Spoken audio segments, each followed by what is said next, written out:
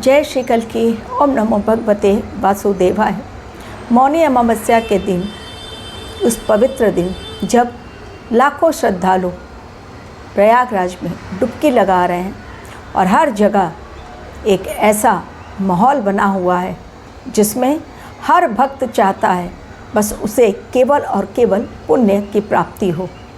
मौनी अमावस्या की शुरुआत होते ही पंचग्रही युति की भी शुरुआत हो गई और 18 से लेकर 21 तक 3 दिन का वक्त ये बेहद है ख़ास। लेकिन इसके पश्चात भी 1 महीने तक इसका असर देखने को मिलेगा और इसका पहला झटका स्टार्ट हो चुका है। जैसे ही लोग पहुंच रहे हैं प्रयागराज में डुबकी लगाने, अचानक वहां पर जैसा मैंने कहा था कि कुछ न कुछ गड़बड़ी, क्योंकि इतने सारे लोग अगर एक जगह इकट्ठा होते हैं डेफिनेटली इस समय तू मैं की स्थिति आती ही है, उस पर आती हूँ। लेकिन उसके पहले यदि आप लोगों को कुंडली एनालिसिस करवानी है तो डिस्क्रिप्शन बॉक्स में मैं अपना ईमेल आईडी लिख कर दे रही हूँ। आप उस ईमेल आईडी पर जाएं, क्लिक करें और मुझसे जानकारी प्राप्त करें और अपनी कुंडली की एनालिसिस करवाएं। अब 18 तारीख से जो पंचग्रही युति इस कारण बनी क्योंकि शनिदेव की राशि, शनिदेव खुद अपनी राशि में नहीं है, वो पहुँचे हैं गुरुदेव की राशि यानी मीन राशि में। लेकिन शनिदेव की खुद की राशि में अन्य 5 बड़े ग्रह एक साथ जमावड़ा उनका हो चुका है। एक एक करके यदि शनि की राशि में वो 5 ग्रह अपना अपना किस प्रकार रोल निभाते हैं और क्यों शनि की राशि में वो अनकंफर्टेबल होकर किस तरह के गलत परिणाम, भयंकर परिणाम देते हैं, वो एक एक आपको एग्जाम्पल देती चली जाऊंगी। तो शनि की राशि में सबसे पहले जो पहुँचे वो पहुँचे शुक्र, उसके पश्चात सूर्यदेव, देन मंगलदेव, उसके पश्चात बुधदेव और अंत में चंद्रदेव। और हो गया पंचग्रही योग की शुरुआत। ये पंचग्रही योग सबसे ज़्यादा खतरनाक, और इसलिए भी क्योंकि मौनी अमावस्या भी पंचग्रही युति में ही आ रही है, तो दे रही है एक अलग बड़े भूचाल का संकेत, जो ऑलरेडी पहला झटका भूचाल का आ चुका है प्रयागराज मेले में। संत अविमुक्तेश्वरानंद, वो संत अविमुक्तेश्वरानंद अपने शिष्यों के साथ स्नान करने के लिए पहुंच रहे थे। जब रास्ते में उनकी सवारी निकली, उनसे कहा गया कि आप 3 पार्ट में 3 बार में अपने शिष्यों के साथ शिष्यों को कहें कि वो 3 बार में जाएं। लेकिन उनका कहना था कि नहीं, एक ही बार में हम जाएंगे, सारे शिष्य हमारे एक साथ जाएंगे और हम लोग एक साथ डुबकी लगाकर वापस आएंगे। यानी उनका मतलब कि उनके लिए बाकी जितने भी अखाड़ों के संत हैं, जितने भी नागा साधु हैं, उन सबको रोक दिया जाए। सुरक्षा कर्मियों ने बहुत अच्छी तरह समझाने की कोशिश की, लेकिन ग्रहों की चाल जो देती है परिणाम, तो उस पर किसी का वश नहीं चलता और यही हुआ। आखिर में तू मैं ऐसी हुई, बहस ऐसी आगे बढ़ी कि संत अपने ईगो पर आ गए। बहुत समझाया गया और उन्होंने अंत में स्नान करने से ही मना कर दिया मौनी अमावस्या पर। एवं साथ ही जो उनके शिष्य थे वो पुलिसकर्मी, सुरक्षा कर्मियों से भिड़ गए और उन शिष्यों को अरेस्ट किया गया।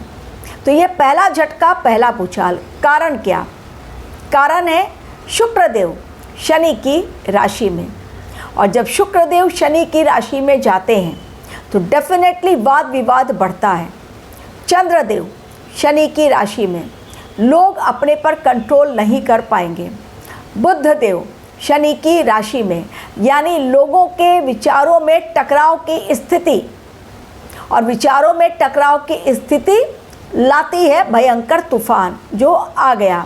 यानी उनके विचार, उनकी बुद्धि उस तरफ काम नहीं कर रही है संत अविमुक्तेश्वरानंद की, जो पुलिस कर्मियों ने उन्हें समझाना चाहा। अब इसका असर किस प्रकार होगा? बुधदेव वाणी के कारक, और यदि वो शनि की राशि में है, सबसे पहला असर लोगों को अपनी वाणी पर ध्यान देना चाहिए जो नहीं दे पाएंगे।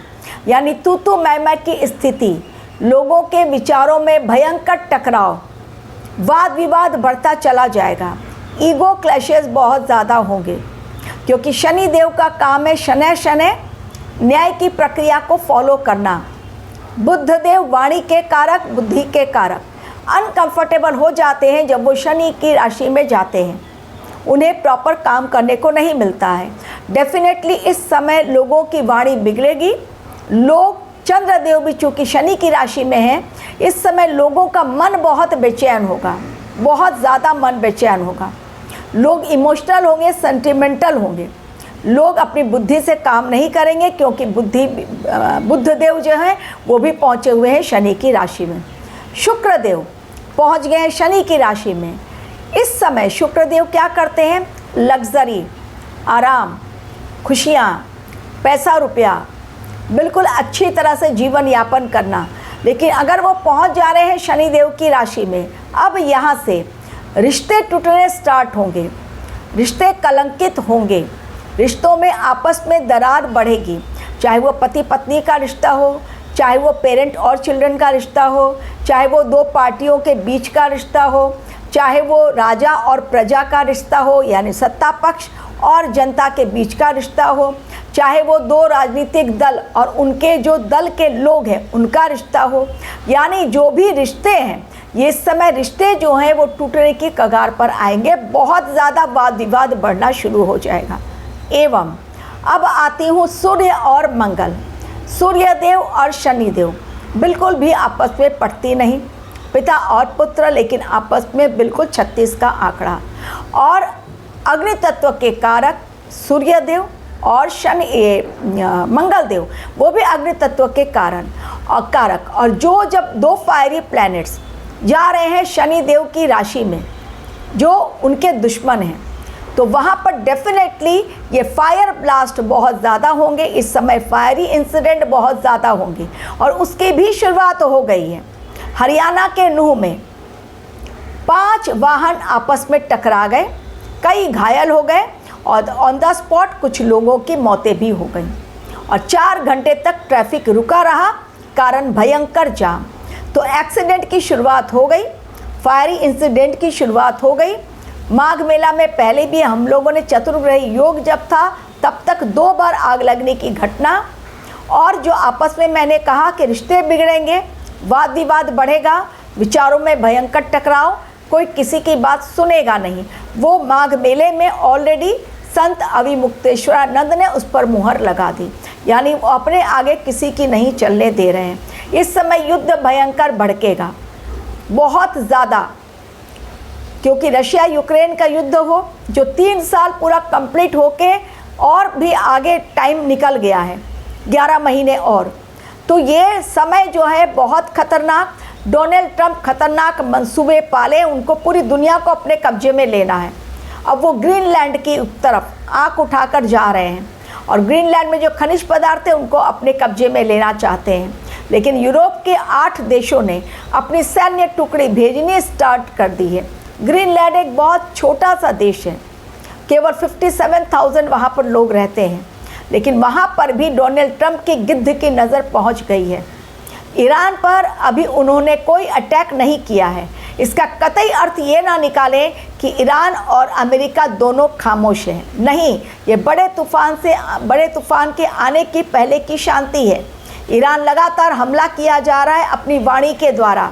ईरान ने कह दिया है कि जो नरसंहार हमारे देश में हुआ वो पाकिस्तान ने कराया, लोगों को भड़काया, और इसके लिए अमेरिका को माफ़ी कभी नहीं मिल सकती।